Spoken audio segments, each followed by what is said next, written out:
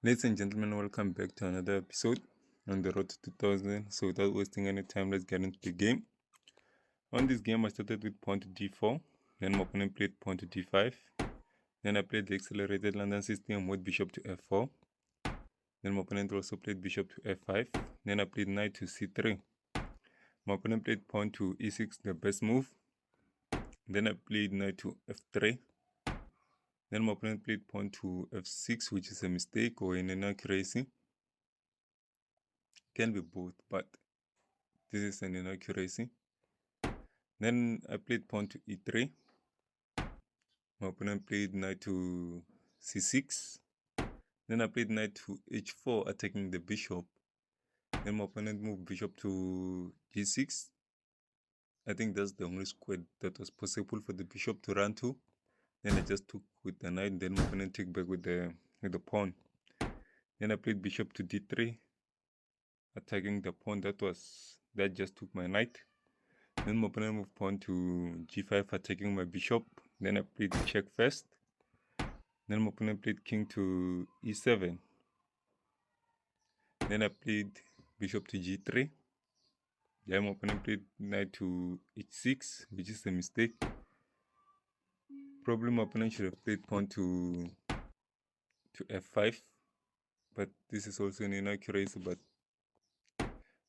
that was a better move than playing knight to h6, because this leads to me maybe. Of course, I can't play bishop to h5 because that's a blunder. The pawn can just move forward and then I lose the bishop. After going back here, my opponent can just play the knight here. Then I have to lose the rook, sorry. Then I have to lose the bishop. So that's why moving the bishop in this position was maybe dangerous. The best move, if my opponent had played pawn to f5, was to play pawn to h4, and then after my opponent takes, I can just take back, and then, or the best move is to take back with the rook, and then after this, after the rook takes back, I'm winning the queen. So that's why that move was the best move that works in if my opponent had played the pawn, but my opponent played the knight instead. Then I played pawn to h4. The computer liked it if I played the pawn to e4, because this covered this square for the knight to move to. But then my opponent moved to that square. Then I took with my bishop. Then my opponent took back with the pawn. Then I played queen to f3, threatening to take that pawn. Then my opponent played knight to b4. I don't think this is a blunder, it's just a mistake. Then I castled the king side, which is the best move.